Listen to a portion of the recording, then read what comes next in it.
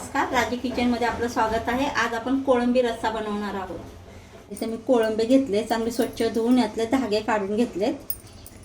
त्यामध्ये आपण मीठ टाकणार आहोत, चमचा आलं लसूण पेस्ट, हळद टाकणार आहे। आता हे सगळं मिक्स करून घेऊया।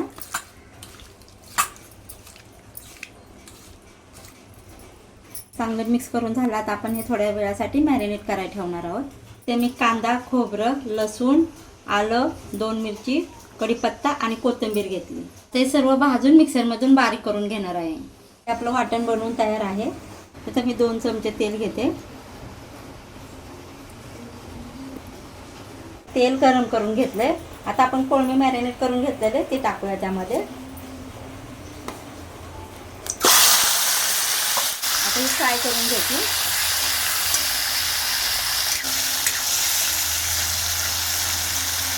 म्हणजे आपलं तेलामध्ये फ्राय करून घेतले, चांगलं पाणी पण सुटले त्याला। आता काढून घेऊया।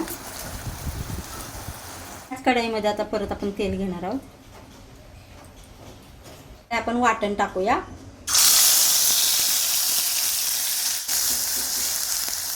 ह्यामध्ये आपण मसाले टाकणार आहोत।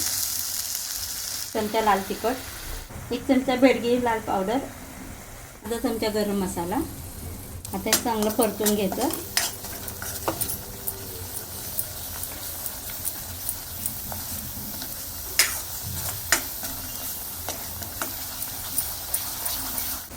थोडं पाणी टाकूया।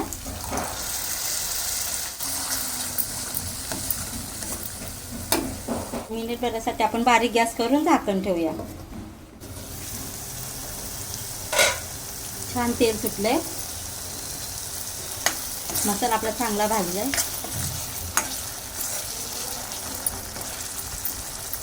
मध्ये आपण कोळंबी टाकूया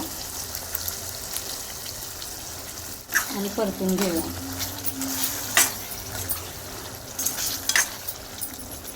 त्याला वाटलेलं पाणी आपण त्यात थोडं टाकूया।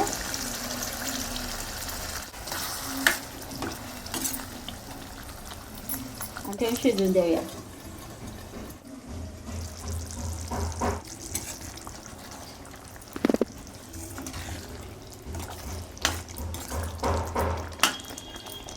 आपलं कोळंबी रस्सा बनवून तयार आहे।